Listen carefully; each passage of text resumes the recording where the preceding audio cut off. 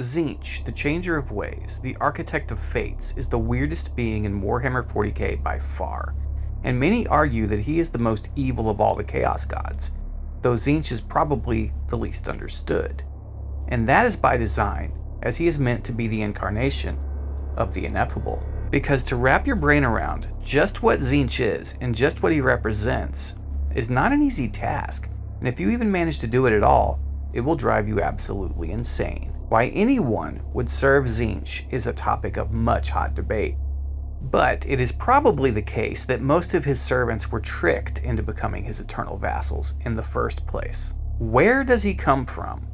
I don't know, but I can say he's heavily inspired by both Auriok from Michael Moorcock's Elric saga and Eternal Champion stories, and also by Azathoth from H.P. Lovecraft's Cthulhu mythos. There are probably other, more esoteric inspirations for this ultimately sinister and evil monstrosity that gets referred to as a god. I sound like Fabulous Bill. But these two seem to be the most obvious, as if copying and pasting Auriok onto a background of Azathoth. Tzeentch is psychedelia personified, deified. He's a bad trip at the county fair, a trickster that would turn reality itself into a deranged funhouse.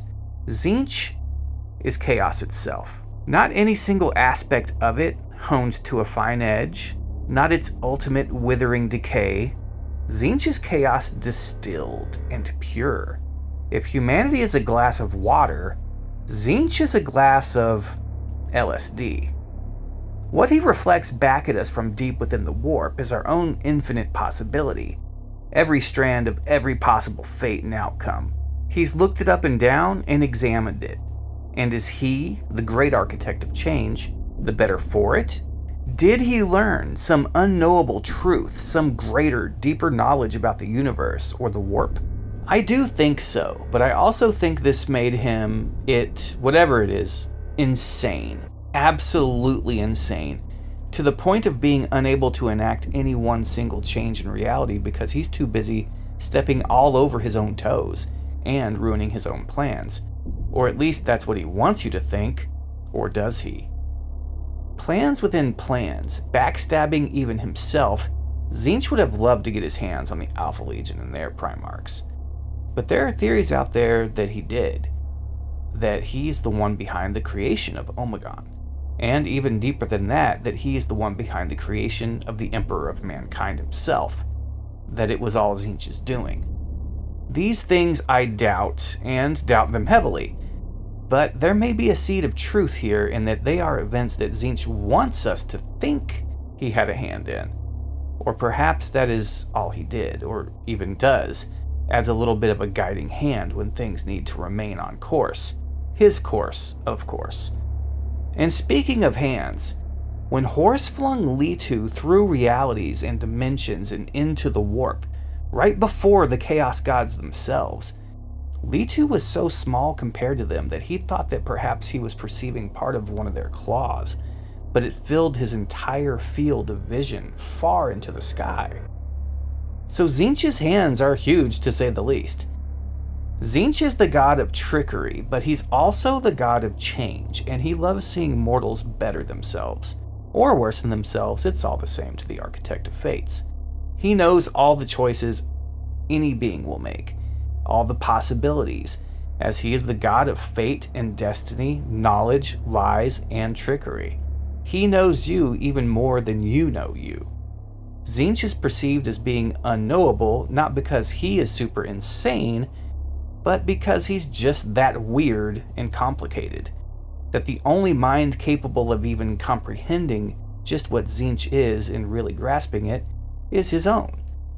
But the weirdness with this guy just gets crazier the more you look into him. He's as likely to focus all his attention on the destiny and advancement of a single mortal follower as he is to try to influence the gods themselves. To him, a game is a game, a trick is a trick, and it's all the same to him.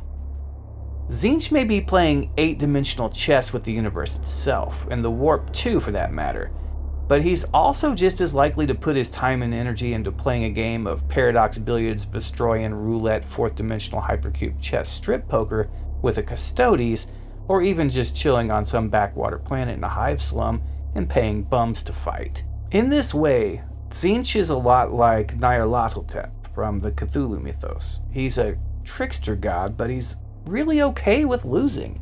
Ultimately, he just wants to play and to see what outcomes he can manipulate, and just constantly tinkering with reality, as if the fabric of it were the canvas upon which he is painting his weirdness. When we look at the demons of Khorne, Nurgle, and Slaanesh, they all tend to make at least some sense, more or less, but Tzeentch's demons are not only all over the place, but they're almost undefinable as to what exactly they are. The Screamers are some sort of sky shark stingray things with tusked lamprey maws. Games Workshop really needs to update those models, by the way. The pink and blue horrors are just totally weird asymmetrical blobs with odd-numbered limbs and faces in their chests. I never really felt like they were scary, though. As much as they are named horrors, they always seemed silly to me. I know Games Workshop tried to rebrand them and make them scary, but the big-handed old models will forever be stuck in my head as one of the silliest things in Warhammer of all time. And that is all just part of the weirdness of the Lord of Sorcery. But the Flamers, they're probably the weirdest thing in Warhammer total, across all settings and systems. The Flamers are just bizarre. If Tzeentch wanted to create a demon that is confusion itself, then he nailed it with this one. How would one even describe such a monstrosity were it to manifest before them? Brimstone horrors are something very weird that just don't feel like they fit in with the rest of the demons, which is totally appropriate. They're fun for sure. If you think they're neat, then I'd check out the book War of Secrets, as they do feature in that novel. But the granddaddy of them all is the Lord of Change. The greater demons of Tzeentch are personifications of weirdness, sure, but they're also where you see the aspects of the god that are knowledge, fate, and destiny-based manifested. Tzeentch was really feeling it when he created these. Gigantic space chickens that loom over the battlefield. Wizards without peer, the Lords of Change vie for power in Tzeentch's realm, eternally battling one another for primacy and a seat at the table.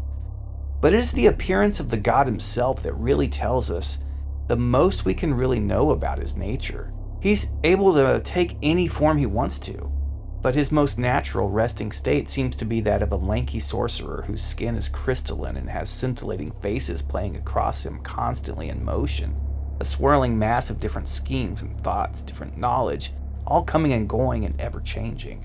There is nothing stagnant about Tzeentch.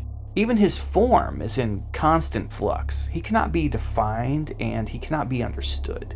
Every single desire for improvement, every thought of bettering ourselves, it feeds power to him. Like slaughter feeds corn, Tzeentch is fed by humanity's desire for a better day. For change itself is his bread and butter, and even our own thoughts, which are themed around change for the better, actually end up feeding him.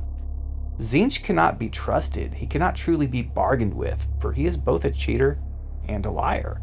In fact, he's the god of lies and the god of trickery as well. Nothing he says can be trusted, and this can't be personified any better than with the greater demon Kairos Fateweaver, the Lord of Change that happens to have two heads. One will tell only the truth, and the other only lies. There's no trusting that. Tzeentch is the personification of the path to hell paved with good intentions. Magnus the Red is the best example of that in 40K, and the way the Architect of Fate manipulated him and eventually claimed his soul, turning him into a demon prince, is truly tragic. Magnus was a good dude. He wanted to do the right thing. Even though he had a terrible way of going about it, he still meant well. And in the end, he became Tzeentch's greatest champion. Soul forfeit forever, and all for nothing, really. He saved a legion that was fated to damnation anyway. And now the sorcerers exist as mutated, evil parodies of the noble librarians they once were. And the legionnaires are husks. Power armor filled with nothing but dust, total automatons as mindless as robots. Tzeentch knew that the Thousand Sons were not fated to truly live as a legion, but he found a way to use them nonetheless. Now, out of all of the gods of chaos, this particular one is the scariest to me. He's not a slasher movie like Khorne, a pandemic thriller like Nurgle. He's not a, Cenobite bondage coke orgy like Slaanesh. Tzeentch is truly a cosmic horror, as in purely unknowable, totally beyond comprehension, Lovecraftian entity. Except there's a twist. Where the cosmic horrors of the Cthulhu mythos couldn't care less about humanity, some not even noticing us at all and others regarding us little more than we regard ants or bacteria, Tzeentch is totally invested in us. Humans, for whatever reason, have the ambition to create new futures for ourselves, to seek change, to carve new paths for ourselves. This all powers Tzeentch. Imagine Yogg-Sothoth, but he actually knows you exist and takes a vested interest in manipulating you and all the rest of your species. Tzeentch is there, gnawing at the back of all of our minds every time we seek a promotion, every time we want to end oppression or suffering, every time we gain wealth and opportunity. Tzeentch is there, measuring all the threads of fate, determining which ones he'd like to leave alone and which ones he'd like to cut and weave a tapestry from. It may be a tapestry of your suffering, or it may be a tapestry of your absolute dominion and success. You won't know until the Weaver of Fates has finished, and by then it will be too late. And to him, it's the same either way. Because to Tzeentch, it isn't the end result that he cares about, it's the journey. He likes change and the constant state of it. If you go on a journey, he's into that. But if you reach the destination and settle down when you get there, then it rubs him the wrong way. And this journey can be metaphorical or literal. It can be galactic in scale or personal. Tzeentch wants to keep you on the move, in a state of flux, never stopping as you work your way through life, opening more doors to more fates, to more paths that he can manipulate as the architect of fates. Tzeentch is your worst nightmare. Even his gifts are curses and his curses gifts. But through him we get to have things like understanding and knowledge. Those are his domains as well. So the mere act of knowing something feeds him. The mere act of having a thought feeds him. Both being tricked and tricking another. Both knowing something and lying about it. This is all Tzeentch's bread and butter. It may even be that he is the strongest of the Chaos Gods, and many claim that he is, but he would probably rather you think he's not, even if he was. Intrigue, mystery, lies, obfuscation, and deals with the devil are all ways to sum up this Chaos God. Now, I have a few thoughts on him myself, and I do think that Tzeentch is something more than the other three gods in his own way. He seems to be a sort of manifestation of the warp itself. He seems to be tied to the very fabric of the warp, of unreality. He isn't so much a sorcerer as he is sorcery itself. He may just be the avatar of the Imperium. He's probably not defeatable, and anytime he's bested, it may just all be part of his plan at the moment. But to Tzeentch, there is no single end goal. Khorne would see it as an endgame goal were he to claim all the skulls. Nurgle if he infected everyone in the galaxy. Slaanesh if she... Okay, we can all imagine Slaanesh's endgame, but I don't want to get kicked off YouTube. But to Tzeentch, the concept of an endgame is anathema to him. He's the journey, the trials and tribulations of the path through life. He's the adventure itself, not the reward at the end. To serve this god is to not know what you're going to be getting. It's a roll of the dice. At any moment, you're as likely to be turned into a gibbering chaos spawn as you are to be elevated to demon prince, or completely ignored. Tzeentch doesn't care about you, or what he's done to you, only what you can offer him at any moment, and his whim may be to exalt the lowliest of his followers, or condemn and mutate the most loyal servants he's got, and you'll never know the reason, and he'll never care about why. Just move on to the next poor soul he's going to mess with. Of all the gods of chaos, I most fear the gaze of Tzeentch falling upon me, because it is horrifying to consider just what he might do, and even more horrific to ponder just how detached and uncaring he'll be about it, whatever fate it is that he chooses to bestow upon you. Khorne, the Blood God, is one of the most hypocritical characters in all of Warhammer 40K, including the Emperor. Now, we all know the first among the Chaos Gods is a bit of a one-dimensional dude, but he does have more to him than is readily apparent on the surface. Still, the different aspects of the Blood God could not be any more at odds with each other, making him, in the eyes of many Warhammer fans, a bit of a contradiction, an oxymoron. We'll look at why the Blood God is awesome, because even though he's definitely a massive hypocrite, he's so totally badass, and his ultimate truth is so brutal, that it doesn't matter.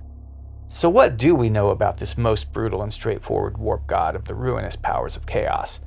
He showed up in history during a time which is quite recent to us, but ancient history to those of the 41st millennium, the Middle Ages.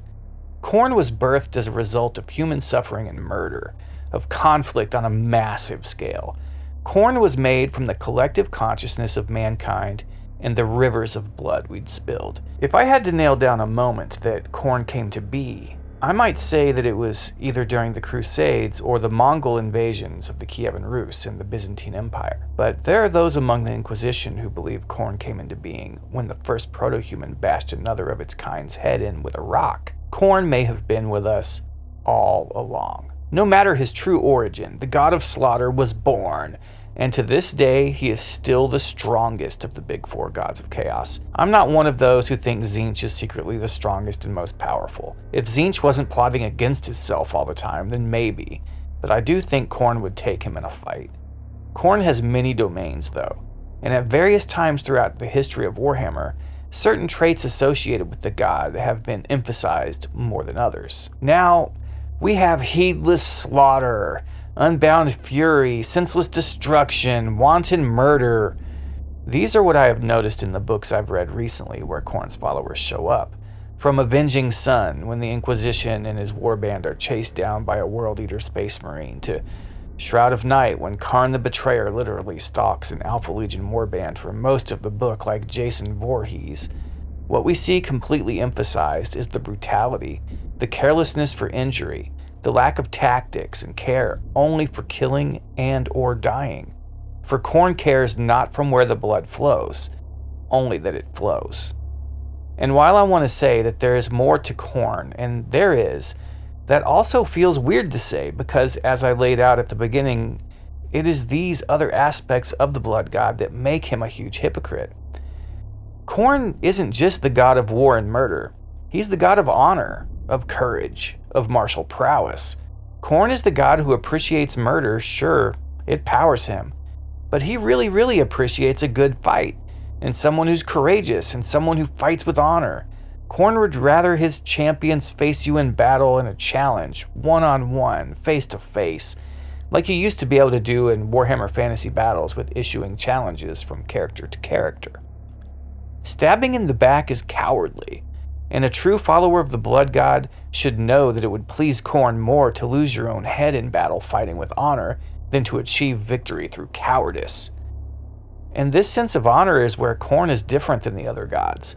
Khorne will not lie to you, but nowadays he's just written as nothing but burning fury and rage. Anger personified, anger deified. So he supposedly hates ranged attacks and only appreciates melee, yet has many missile units among his demons and followers. But the first thing to me that makes Khorne a huge hypocrite is that he doesn't really care. Sure, he's the guy who appreciates the honorable challenge and kill, but he also appreciates heedless slaughter, and there's nothing honorable in that. And so, like any cult, there is a deeper layer, a deeper truth. Khorne doesn't care. Those truly initiated deeply into the cult of the blood god know this truth. One can claim these other aspects of Khorne and emphasize them. They can even be the only avenue that someone worships the blood god through. But nothing feeds Khorne, nothing at all, like killing and dying. Ultimately, the deepest truth a follower of the Lord of Skulls can know is, again, Khorne cares not from where the blood flows, only that it does. And we see his hypocrisy in how he's supposedly 100% opposed to sorcery of any sort. Magic is absolutely illegal to Khorne's followers, never to be used, totally verboten, except for using warp gates, binding demons, summoning demons, doing blood rituals, sacrificing to Khorne for blessings, demonic possession, warp fire. The list goes on and on. Khorne uses magic and sorcery as much as anyone else. He just tries to act like it's all some kind of biology-based blood connection to the warp, but it's literally just him trying to obfuscate. It's blood magic, not biology, not technology, just warp-born, demon-based, hate and anger-infused blood magic. And his entire persona, his entire set of powers, and his hold over his armies of demons and mortals is completely dependent on this blood magic. Blood Lance, I mean, come on, tell me that isn't magic. So we have a guy who is a god of martial prowess, and yet his demons, and most of his mortal followers too, just run at the enemy with no regard for safety and engage in melee combat if they make it. That is oxymoronic. It isn't good strategy. So one aspect of Khorne is stepping on another. His anger is stepping all over his tactics. His rage is blundering up his strategy. The guy can't make his mind up. So in the end, this reduces him to an oxymoronic caricature of what he should be, of what he could be. Blood for the blood god, skulls for the skull throne, his followers scream. But there are also those among them that scream maim, kill, burn, which is just going to feed Slaanesh ultimately. Khorne is all about the clean kill, the quick, proficient dispatching of foes in glorious melee combat, the one-blow head chop, the flowing of blood. So why are his biggest followers going around screaming maim, kill, burn? It goes against everything Khorne really stands for. So ultimately, Khorne may prefer the clean kill, the super badass head chop, the best of martial prowess, but he's basically been reduced to a guy who takes what he can get. Anger and rage personify him now more than anything else, and unbridled fury is not going to win you any fights. I know every time I've been in a fight, the thing I was telling myself was to remain calm, to let my opponent get worked up and angry, because that's where mistakes are made. Khorne just doesn't care. People rag on Tzeentch all the time for not caring about his followers, but Khorne would rather see his followers die and bleed out so he could claim their skulls. Well, at least most of them. But he's the kind of chaos god who likes to pay special attention to the rare gems in his collection, and keeps them polished. Khorne, Angron, the World Eaters in general, I'd assume, they're all so proficient at delivering death in close combat that they're effectively 100% immortal at this point. Khorne will resurrect these champions, and they will heap more skulls at his feet, piling ever more offerings up before the blood god. Now I have called Khorne a hypocrite, and been critical of him so far, but Khorne is my favorite chaos god, not considering followers, legions who fell to them, or any champions or anything else. Not even demons. Khorne is my favorite of the gods. But when his demons started using ranged attacks, I knew that Games Workshop was throwing him under the bus. They were leaning into the hypocrite aspect, seemingly self-aware that they'd written a god who opposes sorcery on every level, yet is dependent on blood magic and rituals to get anything done at all. I mean, what is this? I remember seeing World Eaters armies and White Dwarfs since the 90s that had no ranged weapons at all other than pistols. Maybe a heavy bolter on a Chaos Dreadnought, aka Hellbrute, and possibly if they had a Land Raider, then its guns would be like the heaviest range attacks in the entire army. I remember my favorite World Eaters army ever had a heavy bolter on a Dreadnought, and that was the only non-pistol ranged weapon in the army. It was glorious. But now we can go on Warhammer.com and buy a Demon Flame artillery weapon. But it shoots pure hatred, so that's okay, I guess. A Khorne Demon artillery piece is probably the most hypocritical thing in the entire setting. But then doesn't it come back to Khorne not caring from whence the blood flows? So, why aren't the World Eaters just bringing artillery and nukes to every fight? It seems like Khorne is a god trying to have his cake and eat it too. He's strongest because any murder, any death, any war at all, any hatred, any rage, it all powers him. If the Thousand Sons murder you in the name of Tzeentch, it powers Khorne too as god of murder. So what it comes down to is this.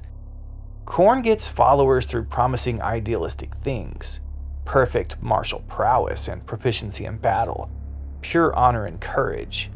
All these things that seem to those who fall to his worship to be boons. Imagine being fearless in battle, even in the grimdark future. Imagine being honorable to a fault and perfect in the taking of heads in single combat. But that's all just the glitz and glamour that get you in the door. Once inside, you're in Khorne's blood house of horrors, and you can die for him, and you can kill for him. Ultimately, the blood god does not care. Your blood, your enemy's blood, it doesn't matter. Rage, hate, aggression, heedless slaughter. That's what you really have to look forward to if you're going to take the gifts of Khorne in exchange for your soul.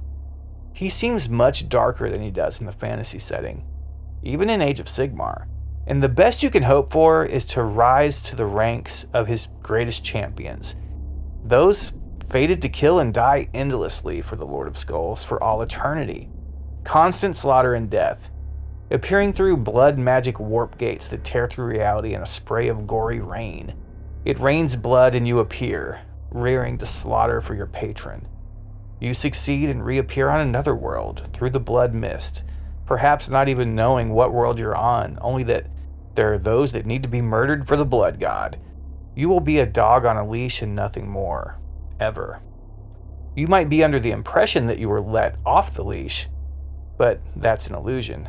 Perhaps it is Khorne's greatest sorcery of all, this illusion. For any free will you once had is subservient to the need of Khorne. Is this Chaos God simply a junkie for blood and skulls? Or is there really more to him? And if so, does that make him hypocritical? The Eightbound, the Slaughterbound, and the possession of Chaos Lords and heroes by greater demons of Khorne, bloodthirsters, are all evidence that Khorne is as deep in the sorcery swamp as Nurgle or Slaanesh. My question for the Blood God, should I ever have the honor of visiting his realm and standing before his skull throne, is: how is demonic possession not sorcery, and how is it that warp fire isn't a forbidden ranged attack when your demons use it, and how is it that Khorne can reappear through a warp gate of blood spray that isn't sorcery either? Huh, Khorne? Huh? Why? I don't expect it would go well. But let's not forget that the same awful energies of murder and warfare brought forth a war god for the Eldari as well, Caleb Minsha Cain, and Cain wasn't exactly a hypocrite like Khorne is.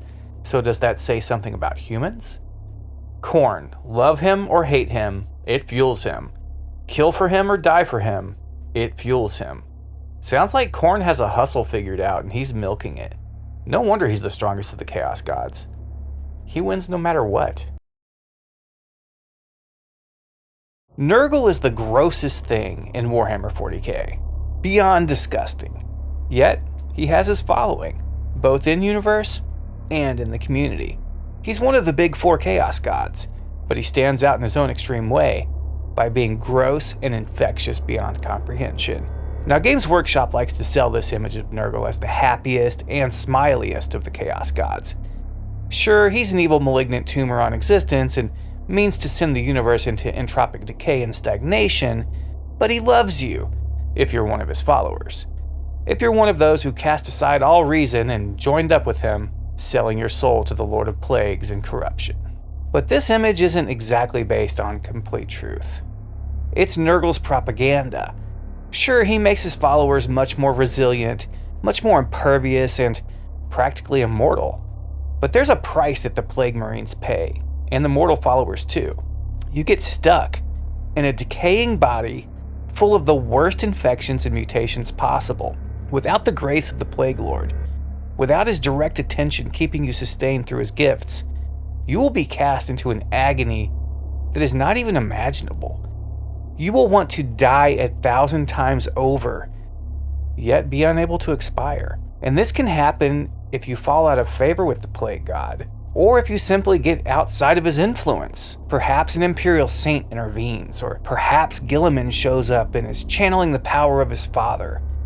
It can leave you stuck out in the cold, with your guts on the outside and your own mutations trying to devour you, as you try to peel off your own face to get the suffering of 1,000 world's worst pandemics coursing through your veins to stop. But it won't stop. It never will. Not until you accept his gifts and relinquish yourself to your fate. Nurgle will make you a deal, and it will be one that you can't refuse, just like he made Mortarion.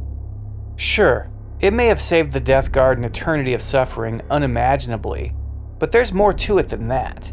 Nurgle owns them now. It isn't even that he took their suffering away. He actually just made it so they don't notice it. They don't feel the degradation and decay that they have become. And this is the worst fate of all. I'm sorry to any Tzeentch cultists out there who might be offended, but Nurgle is rotting you, devouring you slowly for all time. You just don't feel it anymore. His blessing is the ultimate curse. His gifts are lies. Nurgle is a local anesthetic that makes the Plague Marines and others like them numb to the atrocities that are coursing through them, running rampant and metastasizing. Your soul will not be in agony. It will be in bliss. It will be in joy. It will be so happy to be spreading the love of the Plague Father. But Nurgle's followers all have that indoctrinated, brainwashed look on their faces. Sure, they're smiling ear to ear, but it is a fanatical smile, a delusional smile, something based in denial and suffering and the need to never feel that suffering again. If you keep smiling and you keep liking it, even though the Plague God has turned you into a half-man, half-tentacled monstrosity that is somehow partially composed of feces and sewage, Nurgle will keep you numb to the condition you would have never signed up for in the first place if you weren't manipulated into it by being thrust into the worst possible agony imaginable. And for Nurgle's chosen mortal champion, Mortarion, and the Death Guard, it was so much worse than even that, as they were lost in the warp. Typhon, who was secretly serving Nurgle already, killed all the navigators and they got stuck in the warp, cast adrift on the Sea of Souls, directionless and without any hope of finding their way. Then Nurgle racked the fleet with such corruption that even the vessels, the ships themselves, were weeping pus from bleeding wounds. The Marines were so corrupted and contorted that they wanted it to end after the first second, which felt like eons, like a miniature eternity.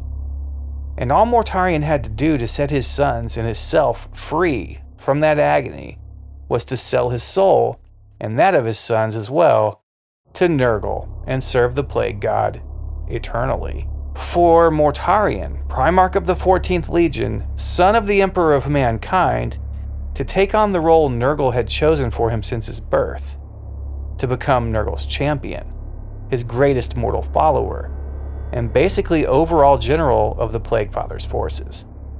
An offer that he couldn't refuse. To do so was to suffer endlessly, more than any beings had probably ever suffered in their lives. For Nurgle cursed Mortarion's fleet with both the Destroyer Plague and Nurgle's Rot, two of the most virulent, awful diseases ever created. In the end, Nurgle had his champion. He had one of the Space Marine Legions, the Dusk Raiders, the Death Guard, in the palm of his hand. His manipulation and diabolical scheming to get what he wanted shows that Nurgle is pure evil. The whole thing was pitched as a choice to be made. Oh hey Morty, do you want this endless unimaginable suffering to end? Oh you do, huh? Well, I can make that happen. Now if Nurgle had put their guts back inside them, had wiped away all the filth and feces the Plague Marines were basically made up of at that point, and had cleaned them up a bit, it would have been one thing. Still an absolutely janky level of manipulation, but not as bad as what happened. I mean, Nurgle did not heal them. He only ended the suffering, not the effects of the diseases, not the contagion that poured out of them. He created sewage Marines who were shrouded in a cloud of stench, rot, and flies that would choke even Astartes. Only Horus, Abaddon, and a few others seemed unconcerned and able to stand in the same room as the Death Guard. Nurgle had been corrupting Mortarion his whole life, slowly. Everything that happened on Barbarous, everything that the Pale King went through as a child and a young man, was orchestrated by the Plague Lord in order to achieve the end result he got. A champion, a pus-filled hero for chaos. If that kind of manipulation is not evil, I don't know what is. I mean, it should have powered Tzeentch just based on how sinister and manipulative it was. Lies, manipulation, deals with the devil that are made when no possible real choice is to be had. This is Nurgle. He may just be the grossest, sickest, most disgusting thing in the Warhammer 40K setting, but he's also among the most manipulative, sinister, and evil. Absolutely diabolical. It may be that Nurgle's level of evil rivals any of the other Chaos Gods. He's easily as cruel as Slaanesh, despite the happy smiley image, as focused as Khorne when he wants to be, and it's doubtful that he's as manipulative as Tzeentch, but I don't know. When I look at Mortarion and the Death Guard's fall, I have a hard time coming up with anything that awful that Tzeentch did. Okay, well, maybe I'm not. Tzeentch is undeniably evil and manipulative, but who would have thought that of Nurgle on that level? So, in Grandfather Nurgle, we have a being that is easily a contender for most evil thing in the universe. Yet he spins his image as if he's some super loving, caring nurturer that just wants to grow his garden, a manifestation of one of the most basic aspects of nature and the physical universe, decay. He's the god whose propaganda suggests that death and decay, that entropy, are all just parts of the natural order of things and not to be feared. They're not evil or bad, they're just part of the cycle of life. And while he does have a point, that is all a facade. For what is underneath is beyond horrific, beyond anything humanity could ultimately deal with. But it's not just Mortarion and his Death Guard that fell to Nurgle's corruption. Remember, Horus Lupercal was felled with a poop knife wielded by a Nurgle-possessed maniac. It was Nurgle who got to the War Master. Nurgle who was able to corrupt him ultimately. Now the other gods wanted in on the prize for sure, as we saw them all offer him boons, and ultimately made him feel as if he were going to become one of their equals, one of their peers. They dangled the Dark King mantle in front of him, though it was not theirs to offer. But it was Nurgle who got Chaos's foot in Horus's door, so to speak. The fever dream fugue state that Horus fell into was reminiscent of my own battle with COVID. At one point I was begging any gods or demons that might actually exist to let my life end just so the suffering would stop. I don't believe in such things, I stick to the imperial truth, but in those moments of such intense physical pain, I was reaching for whatever I could possibly find to help, even if I didn't believe in it. Horus's visions, his delusions more like, were what drove him to set the galaxy on fire. And while Erebus had a strong hand in it, he couldn't have done it alone. It was the influence of the plague god that laid Horus low, that had him on the verge of death, to the point where his sons, desperate to save him, forsook their own beliefs and took him to the Serpent Lodge to be healed. Now I think that Nurgle may have had Horus in his sights and wanted the War Master to himself, but it just didn't work out that way for him. There is, after all, the great game. And who is better prepared for such a game, such a rivalry, than the Lord of Stagnation and Rot?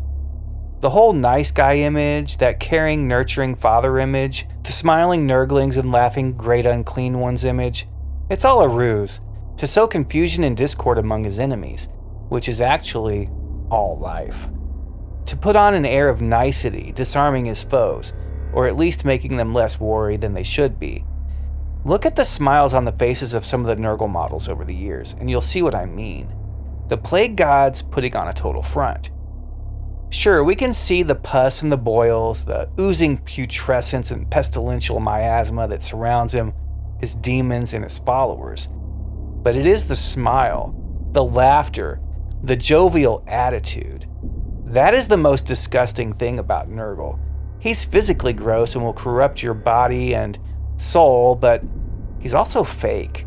A manipulator whose sorcery is so foul that it gives everyone who succumbs to it Stockholm Syndrome. Once Nurgle's corruption sets into you, you're consumed by it, overwhelmingly. Your mindset becomes so twisted that you perceive the many severe curses and plagues heaped upon you as gifts. So the followers of the Plague God would argue, how is such extreme resilience not a gift? Especially for warriors like the Adeptus Astartes. How is imperviousness to all disease and decay not a gift? How is immortality, being reborn again in the warp when one falls, not a gift? To that, my counter-argument would be, hey bro, your guts are on the outside. The giant toothy maw that was once your stomach just took a bite out of the tentacle growing out of your armpit. You smell like the worst possible thing imaginable, like a sulfuric cloud farted and a pus-filled gangrenous boil took a dump on it. And the moment you get away from the love, and I'm putting love in massive air quotes, of your patron, you cease to be numb to these extreme detriments. These are not gifts. You are cursed beyond cursed, and you will not be anything but a pus-filled bloated sewage bag. Now to me, the worst thing that Games Workshop did to Warhammer around 3rd and 4th edition is lose all concept of scale. I have an army of 3rd and 4th edition Plague Marines, and they're actually quite amazing sculpts, very detailed models actually. They're all huge and bloated in the lore, even much larger than regular Astartes, but the Space Marine models for the Death Guard back then were literally smaller than the plastic Cadians at the time. Like, they're supposed to not only be Space Marines, but the largest, most swollen Space Marines, and they're like a head shorter than the Imperial Guard models. Scale was totally stupid back then. So what do? Field these guys and say Nurgle shrunk them in the warp to make them more infiltratey or something? Sorry for the tangent, but my point is that Games Workshop are not exactly consistent on how they treat Nurgle. The example with the 3rd edition Metal Plague Marines is just to illustrate that it is both in lore and on the tabletop. He's the fat guy stirring the boiling pot of corruption, smiling and laughing in almost all the imagery. But he's really the most sinister of the Chaos Gods. His whole image is just something his PR firm cooked up to help him convert more followers. Now, one thing I really think is telling about just how evil Nurgle really is how he's had Isha held captive in the Garden of Nurgle. Or does he actually? We haven't heard a thing from her in a while, unless I missed something, which is very possible. There's a never-ending tide of Warhammer 40K constantly ebbing toward us all. Just like Nurgle's entropic ruin, ultimately we are all just sacks of rotting meat in the end, pushing up daisies and feeding the worms. The cycle of life complete. In the end, Nurgle wins. If the great game plays out for all eternity, as I think it does, sure, there's balance. But if it ever did come to an end and stop, if there ever was to be a single solid victor in the great game, it would be Nurgle. He has to do nothing but sit back and let the others rot away. Will the universe reset when it reaches its ultimate eventual stagnation? Will some other primordial force rear its head and reset the order of the galaxy? Of the warp? My thought is no. There are 8 gods of chaos, as one of my recent videos laid out. According to the PDF from the Horus Heresy section on the Warhammer community site, Battle for Om Numat, I believe it was called. So there are 7 other powers keeping ultimate stagnation and complete decay from consuming the galaxy.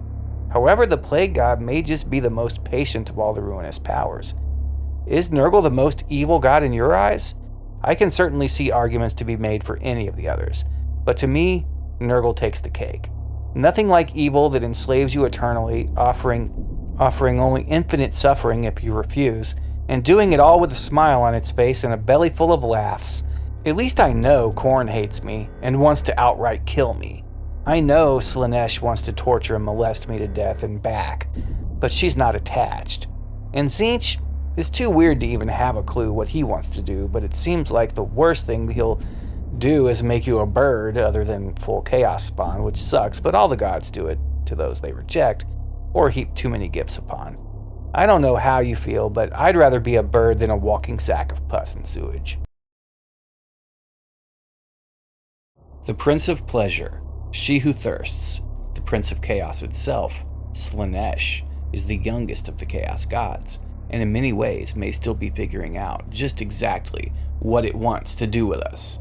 Ever wonder why the Imperium of Man is so extremely, unforgivingly hardcore and strict? Where suffering and desperation are your everyday norm? In the grim dark future of Warhammer 40K, all the awesome technology humanity has could be used to make everyone's lives better, but it is turned against the Imperium's own citizens in ways that make life unnecessarily difficult and tedious. Because that keeps the Ruinous Powers away. Or at least that is what the High Lords of Terra, the Ministorum, the Ecclesiarchy, and other people running the show seem to think. And they are right. Whether they realize it or not, they're not wrong. Because salvation from your suffering comes fleetingly in the Imperium of Man. But when it does, it opens the door for she who thirsts, as the Eldari are wont to call her. That brief moment of joy you might feel from taking pride in a job well done. That swelling in your heart when your lips first meet someone you're in love with. That break in the clouds that lets in a ray of sunshine just before the orc battle line overruns your position. Those glimpses of hope, however brief, are systematically and hyperbolically discouraged by the Imperium. Because those are the seeds of corruption taking root. The Emperor allows only room for hatred in your heart, citizen of the Imperium. Only room for scorn, for the Xenos, for the diabolical, for the heretic. Anything but the purity of hatred is to put oneself on a path to damnation. And Slaanesh is the one god that is able to seduce you so slowly and so subtly that at first you might not even know it is happening. But by the end, by the time he's got you and your soul is forfeit, you're begging to be his slave. The Prince of Pleasure is also the Lord of Pain, of excess, of decadence, hedonism, but also perfection. And the more of Slaanesh's gifts a champion has been granted, the more that champion is lost down a path from which they could never return if they tried. Because at first the exquisiteness of pleasure and pain are amplified. Sensation is so extreme and overwhelming you just can't take it, but you soon want more and more and more. Then you need more and more and more. Slaanesh ultimately offers its followers addiction. The pursuit of new sensations, new heights of experience becomes the overwhelming drive. The pursuit of absolute perfection in all things, in actions, words, combat, gets to the point that it goes far, far beyond obsession. Slaanesh is the god whose followers, because of its influence on their mentality, would do things like murder an entire world's population just to distill a drug out of the glands or organs of the people. Some such drugs employed by Slaanesh's greatest servants, the Adeptus Astartes legionnaires of the Emperor's children, are made using such methods, only to yield enough of the intoxicant they're seeking to offer one single marine, one single use. But that is how extreme they are in their unwavering attempts to achieve perfection. Some of these drugs are combat stimulants, making the sensations heightened while also granting the warrior enhanced abilities, and all that suffering, perhaps billions of souls killed, just to produce that slightly better combat effect in a guy who's already one of the greatest soldiers ever created. That's excess on a level undreamed of in most other fiction. Slaanesh, because of its nature, often corrupts the aristocracy of a star system first, before the taint trickles down to consume the population as a whole. Usually the nobles and rulers of worlds are much more susceptible to Slaanesh and what he has to offer, and then it spreads from there. Temptation is often the hardest for those who already have something. They want more. They're already used to finery and have always wanted more of it. To those who have nothing, sometimes they can be harder to corrupt. So you'll often find the influence of the Prince of Pleasure strongest among the gold toilet crowd, among the robber barons and grifters who live off the backs of the imperial populations, yet do little more than gluttonously enjoy the fruits of the hard work of others. And where there is power, there is corruption. And the thing about power is it's addictive. Most imperial nobles don't have the wherewithal to know their feet tread the path of damnation. Not at first. They just know that they had a great time at last night's space coke orgy, and they want to buy a new silk shirt before the next one. It's a slippery slope. Slaanesh will let you unknowingly and unwittingly feed her long before she makes you an offer you can't refuse. And it is this subtle corruption that makes Slaanesh so dangerous. There's nothing subtle about Khorne or Nurgle. Tzeentch, sure, but he's too weird to understand his agenda, if he even has one. Slaanesh will get you on the wrong path with a girl blowing you a kiss on the subway, making you blush and being the highlight of your day before you go to the front line and have to fight Tyranids all day. And by the time you've walked the many twists and turns of that entire path, you're a Chaos Lord or even a mighty demon prince of pleasure and pain that would make Pinhead and his Cenobites rock hard just to look upon you. The kind of being that enjoys being fisted by a barbed wire wrapped power fist. You know, just for the sensation. But the flip side of all the space coke parties, alien strippers, and luxurious garments is that just like any other addiction, it has to be fed. Constantly.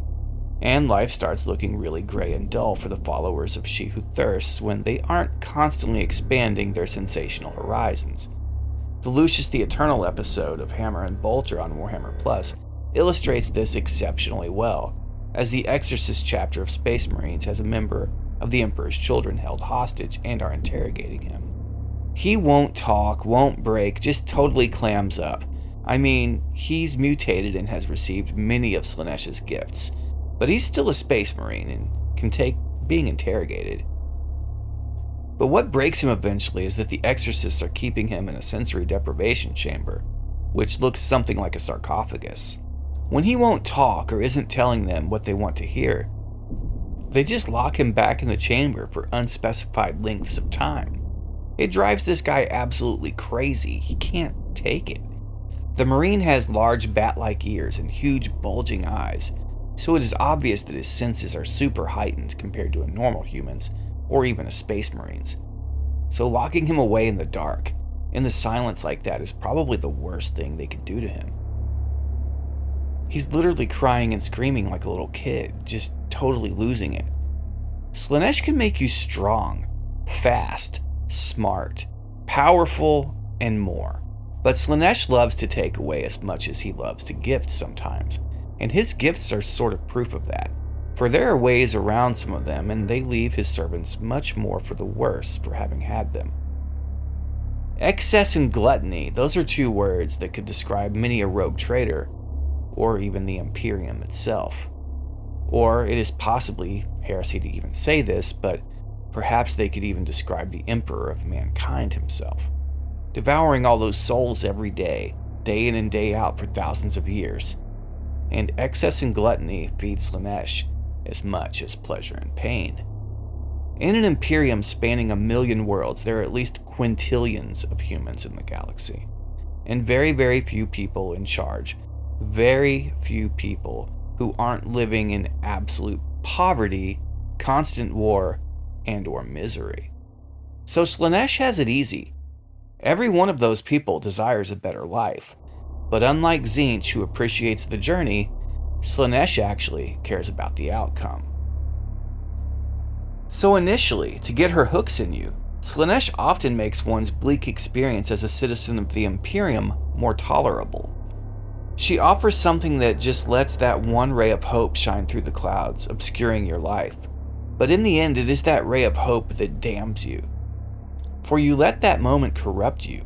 You let that hope become something you turn to for peace, for joy, for happiness, for peace of mind, to take you out of your bleak, insufferable existence for just a moment.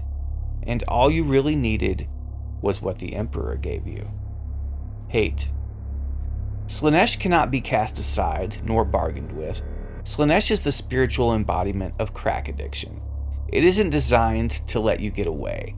It drinks your milkshake, consuming your soul, slowly savoring every exquisite taste, chewing you up and swallowing you until you are nothing more than a warm glow in her stomach.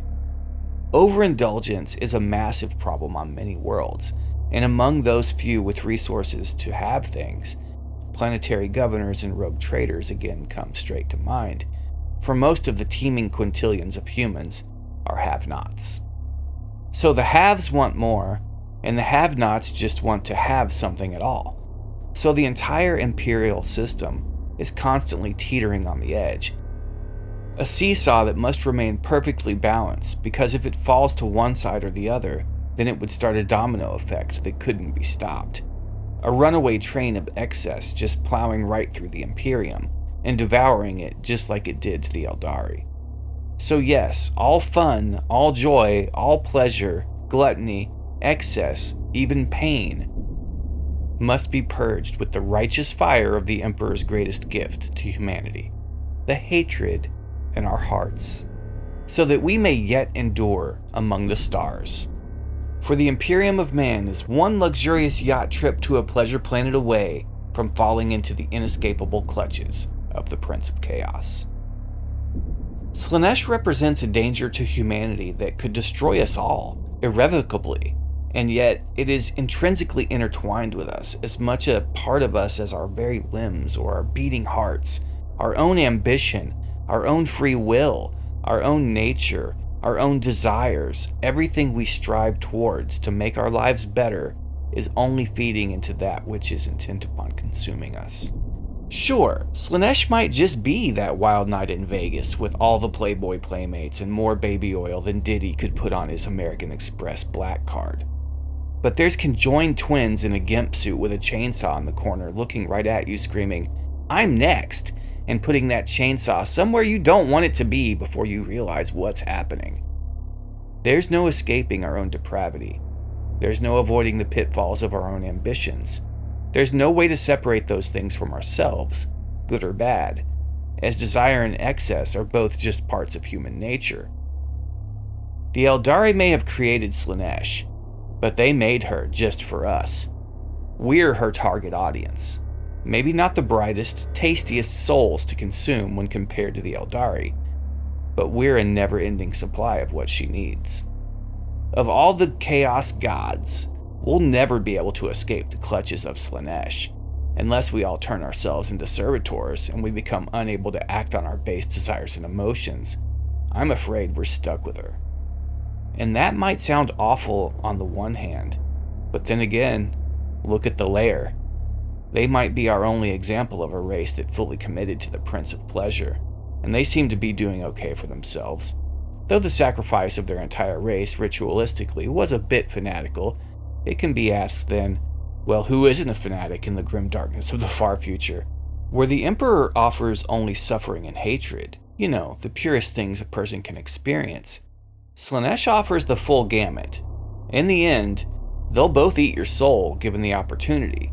So can we really say that She Who Thirsts is any worse, ultimately, than Neoth? I mean, if I'm damned to end up space chow for a cosmic god either way, I think I'm going to enjoy myself as much as possible before meeting my horrific end. Malal, or Malice, the fifth god of chaos in Warhammer, retconned out of existence in editions long past, yet occasionally hinted at in the lore. It's one of the things I get asked about most since I started this channel. And the other day, I got a comment about Malice that was literally gold. A viewer posited such a notion that I was stricken dumbfounded by it for a moment. But their theory was that the god Malice, who both does and doesn't exist depending on who you ask, is the Dark King. Or rather, the aspect of the Emperor that he shed, throwing away godhood and fragmenting his soul, creating that shard of himself prophesized to become the Star Child. The Dark King did not cease to be. Horus even thought that he would become the fifth god of chaos himself, rather than the Emperor, and take on that mantle of the Dark King. So deluded was he at one point. But that part of the Emperor that he had to sever from his being entirely, as it was wrapped up in the warp-siphoning, soul-vampirizing, super-demonic vortex of darkness and lightning he'd become permanently if he didn't cast it off. Yeah, that part. It was a god that both came into being and then also was cast away and did not. Aborted at conception on one hand, here in the physical universe, but birthed and eternal, having always existed in the timeless void of the warp. And in the warp, if you exist, you've always existed, and you always will, with some few exceptions. So this Dark King aspect of the Emperor was born. Like any demon, it would then be eternal. It would have a point of origin in our physical universe, but within the warp itself, it would have always existed. But then the Emperor stopped swelling, stopped drinking in the raw power of the warp, and cast away his apotheosis. His ascension was reversed effectively. Thus, the Dark King was not truly born. So the demon god Dark King aspect of the Emperor both is and is not. Schrodinger's chaos god, the fifth chaos god. Do you guys say Schrodinger or Schrodinger? I don't know. Anyway. And the person who left this comment with this theory, thank you very much by the way, it was quite enlightening, also stated that this is a trait shared by Malice, and it is both a nod to Malice and a clue that the fifth chaos god does indeed exist in the setting. Move over, Vashtor the Archifane. There was already a fifth chaos god who is somehow both canon and non-canon, who exists in the lore but also doesn't exist in the lore. the outcast god, the hierarch of anarchy and terror, the lost god, and the renegade god. Malice is the god of anarchy, which is a lot of fun for me as I'm a lifelong anarchist, for real, since the 80s. Which really just means I've been reading a lot of boring books since I was like 12. But yeah, people don't believe me, but I'd be all about some Malice if I was a Chaos Space Marine. Malice also is the patron god of destruction, which in my mind is quite the opposite of anarchism, as true anarchy requires quite a high level of self-responsibility and responsibility to society to make it work. But this is a god of chaos, not some turtleneck-wearing graduate student who dreams of idealistic human cultures based on equality with no gods or masters. Malice is all about destroying the hell out of everything, especially the other chaos gods.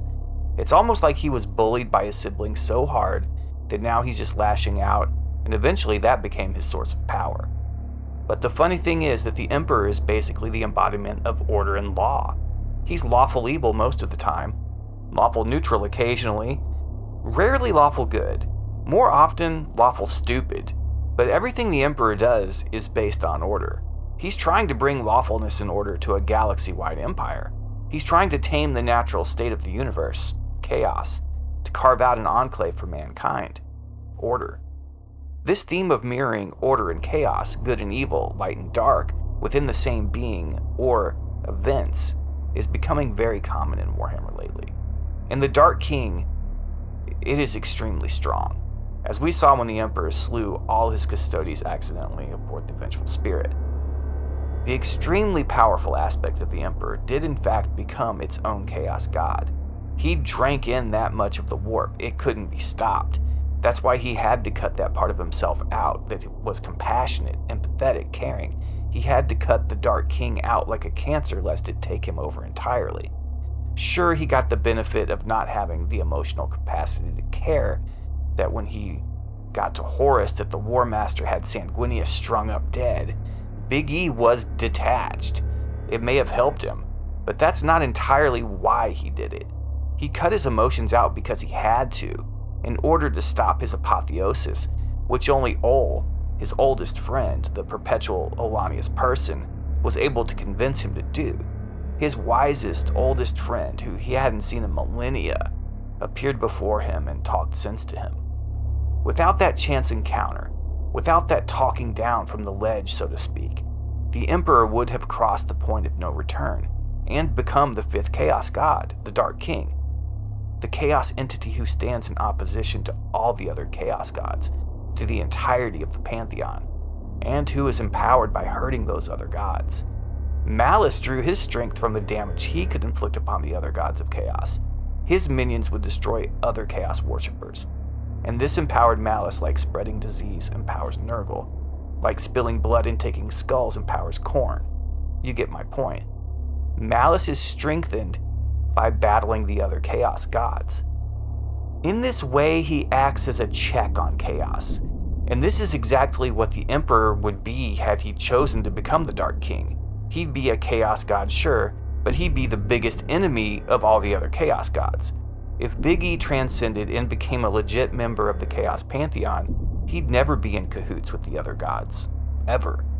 Not when he could fight them. Not when he could empower himself by harming them. The right guy at the right place at the right time, and we get the Emperor to do the right thing.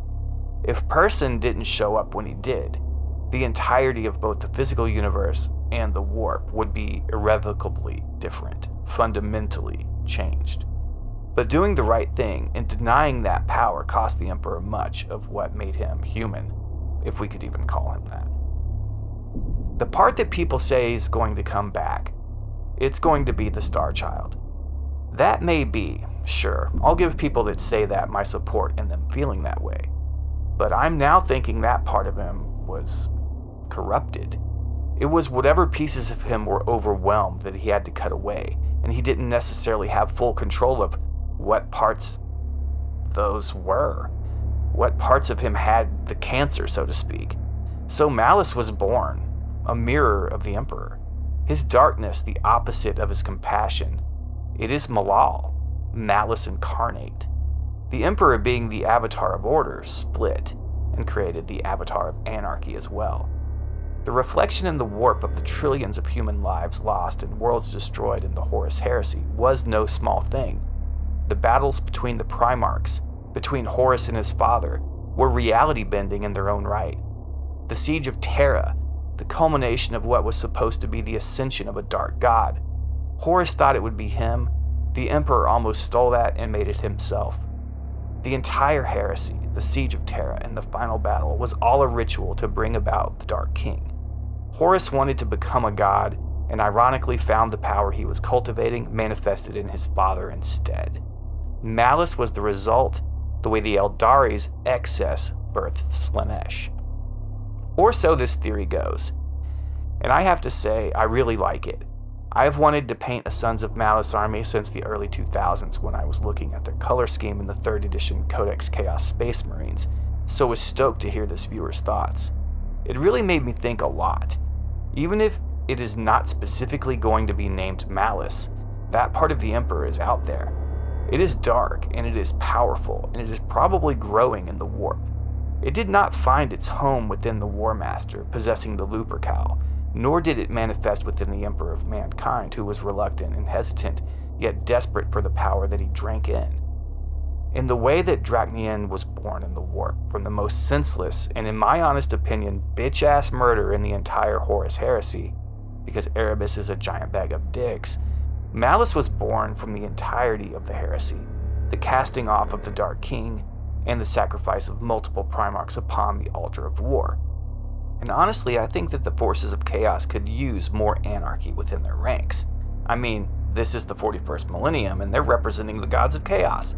This isn't just some post-apocalyptic Terran story like the Road Warrior. No, this is galactic in scale. It's way beyond Thunderdome. I've always loved Malal, Malice, whatever guise it takes and whatever setting it appears in.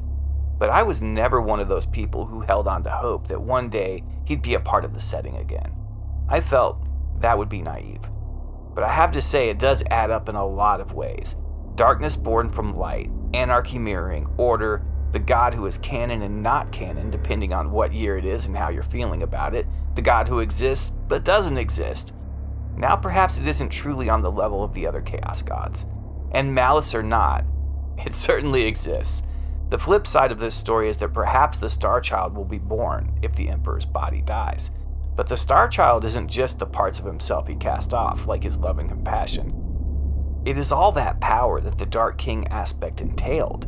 Those good, wholesome parts of him became intrinsically intertwined with the darkness, and now they're one. And the Dark King may just be what we get if and when the throne fails and the Emperor perishes. There are many avenues that Games Workshop could go down with this, and explore the Emperor's soul in many ways. And with all the fixation on the Star Child, I feel like it is going to be a shock if it is ever to pay off. A horror more than salvation of any sort. A nightmare from which humanity cannot escape, that will leave the million worlds of the Imperium cursing the Emperor's name and wishing that Horus had won.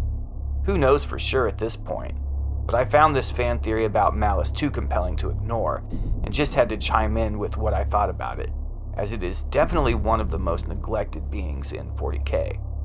And let's be honest, the color scheme of the Sons of Malice is so badass it should be illegal. Like, it literally looks amazing. So there's a third option though. The Dark King aspect, Malice or not, is opposed by the Star Child. That those forces keep each other in check, and they are to the Emperor essentially what the Gold Angel and the Black Angel are to Sanguinius. I don't know, it's just a thought. You guys let me know in the comments what you think, and also let me know, do you have a Sons of Malice army or the desire to build one like I do? Do you even consider the 5th Chaos God to be canon at all at this point? And most importantly, did Games Workshop low-key bring him back into the setting? Yes, there are more than 4 great powers of chaos in Warhammer 40K. In fact, according to a PDF Games Workshop put out in 2023, there are indeed 8. Now we know the big 4 that have been in the setting for years. Khorne the Blood God, Nurgle the Plague Father, Tzeentch the Lord of Fates, and Slaanesh the Warp's, fetishist and enjoyer of adult activities. So what is this document, and who are these other chaos powers? Well, my friends, it is no coincidence that the symbol of chaos is the 8-pointed star. Okay, yeah, Games Workshop 100% just ripped that off straight from Michael Moorcock's Elric. But there does seem to be 4 other realms of chaos and entities that do or don't yet exist that rule over those aspects of reality. Like Slaanesh, when she was born, she became eternal. As a creature of the warp, she didn't exist in real space until her birth tore through here. And I'm putting birth in air quotes, but she's always existed in warp space, as that is how time works there, to simplify it greatly. So the document that this comes from is a PDF for the Horus Heresy game that Games Workshop shared on the Warhammer community page in 2023. It is a campaign book, The Burning of Omn Mot, and is part of the exemplary battles in the Age of Darkness. I put a link to it in the description so you can check it out for yourself, as it is very enlightening. Even if you don't play Horus Heresy, it is full of lore on chaos and demons. So at this point in the setting, we're looking at demons in a different way. They're more associated with concepts than the gods, as the Loyalists certainly don't know what or who Nurgle is, but they sure do know a corrupted plague zombie demon when they see it. But the same kind of thinking goes for most of the traitors too. They don't yet understand the Ruinous Powers much themselves. Chaos is still new, conceptually at least, to all of humanity at that point. So this PDF is pretty awesome, and it has the rules for demons like Samus in it. But the best part is the chart that details the 8 domains of chaos, and the sort of 9th domain in Chaos Undivided. But they don't call these the same things we do here in the 41st-ish millennium. So for example, the influence and essence of the blood god Khorne is known as the Aetheric Dominion of Heedless Slaughter. Nurgle's influence is conceptualized as the Aetheric Dominion of Putrid Corruption. Tzeentch's is the Aetheric Dominion of Encroaching Ruin, and Slaanesh's Aetheric Dominion is of Rapturous Sensation. But there's also the Primordial Annihilator, which demons like Samus are aspects of, and it is basically Chaos Undivided, through the archaic lens of how the first people to experience chaos looked at it. And the other 4 dominions, the Aetheric Dominions of Formless Distortion, Infernal Tempest, Ravenous Dissolution, and Malevolent Artifice. Pretty cool, huh? Now this article may have flown under the radar, but it is awesome and gives us some pretty amazing lore. And we know who are the actual denizens of the warp, who are contenders at least, for 2 of these positions. It is obvious at this point to me that Vashtor is the ruler of Malevolent Artifice.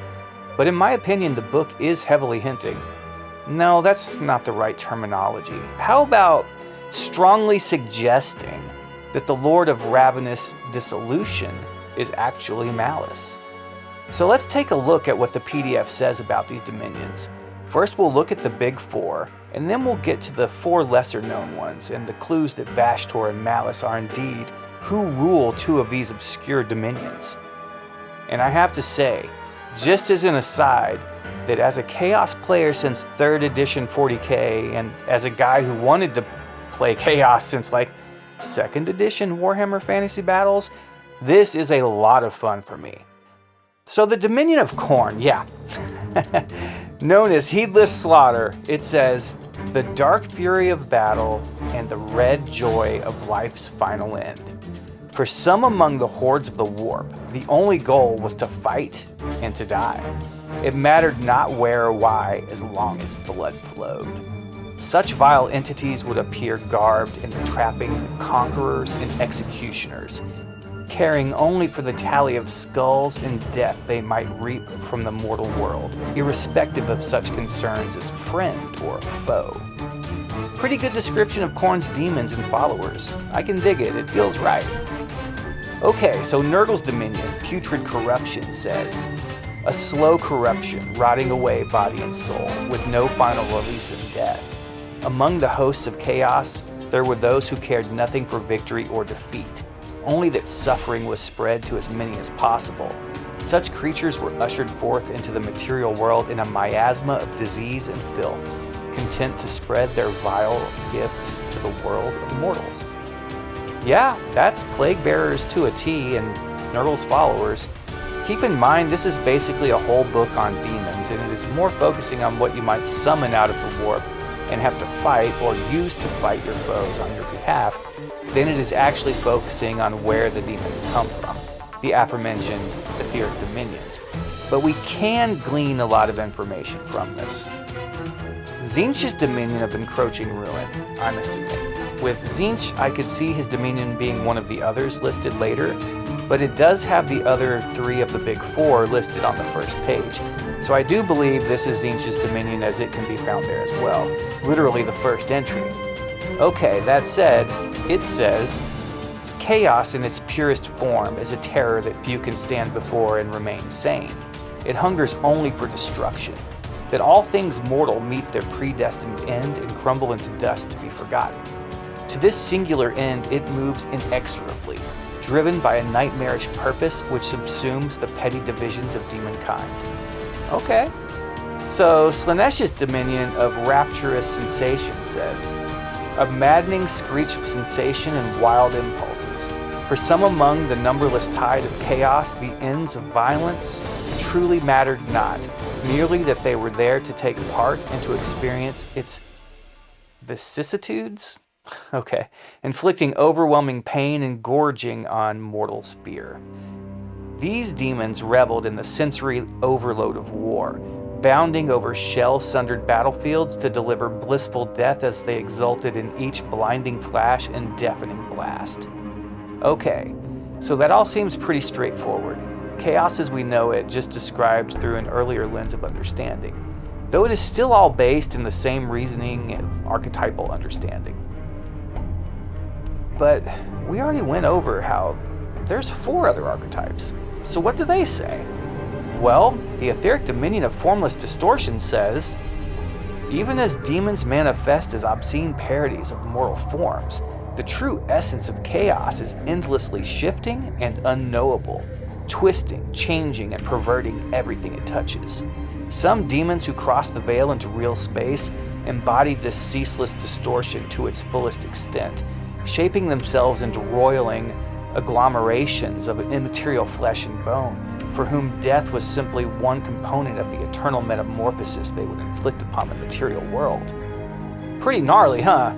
Yeah, that's sick. I love it. If you've read The Black Legion and Talon of Horus, then you know who the Warp Ghosts are, and I believe they may serve this power ultimately, though I don't believe this is where Vashtor or Malice's dominion is. Okay, next is the Aetheric Dominion of Infernal Tempest. This one is the weirdest to me, and the hardest to understand. I feel like I am more confused after reading it, but it is interesting indeed.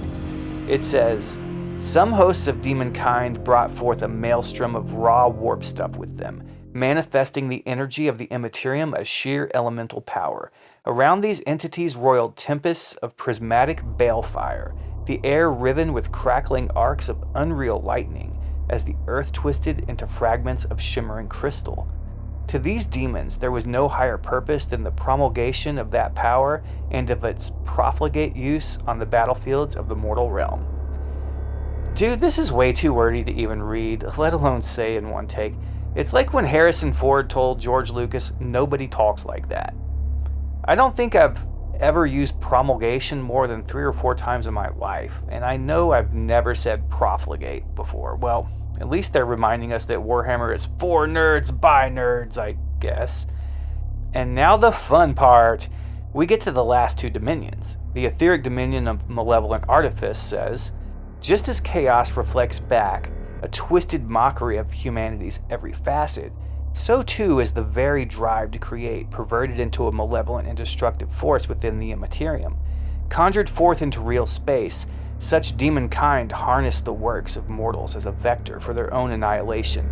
Their monstrous machine entity forms at once a mimicry of flesh and artifice, every action made to demonstrate their supremacy over both mortal beings and everything they deigned to create. So yeah, Vashtor much? This is totally the Archifane. That's pretty obvious. Now, if he isn't the end-all be-all lord of this dominion, then he's definitely in contention for it. He's one of the finalists for sure. And last we get to the Aetheric Dominion of Ravenous Dissolution, which says, "Such is the hatred that swirls within the warp that it encompasses all things, and like the dragon of eternity that feasts upon its own tail, this hatred extends even to itself. To expect rational and sane logic from creatures such as these would be foolish, for chaos was both its name and nature. Yet, in its self-destructive hatred, there was no ally to be found, only a new and more unpredictable foe." Yeah, that's Malice 100%.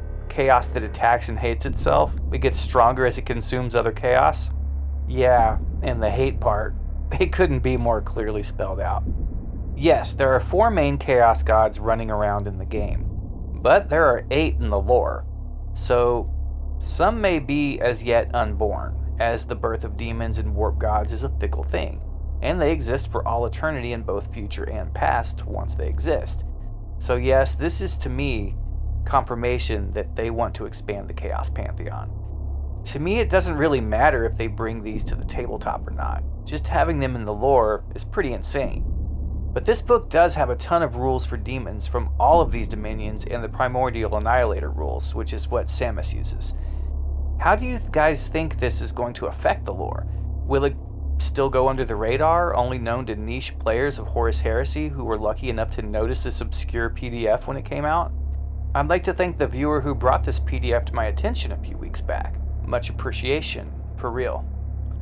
Anyway, it makes sense to me. I think it makes the setting, at least the warp, even more interesting. So who or what would be the lords of the other 2 dominions, of Formless Distortion and Infernal Tempest? I have no theories on these warp gods, and who would take the roles or become the lords of these dominions? I mean, Eris Discordia? What about just straight up Satan or something to that effect? I will say that I am super stoked on Malice and Vashtor having a piece of the pie each. I mean, what's not to love about cyborg demons? That's so over the top, like right out of Heavy Metal the movie or something. Yes, I'm a sucker for demons with bionic implants, laser guns, and cybernetic augmentation. Just the thought of that is super cool to me. And Malice is just too awesome to leave out. I mean, he's been there the whole time, just waiting in the shadows, growing in power and hate. Thanks so much to my subscribers, and massive love to my channel members. I appreciate you guys more than I could even tell you.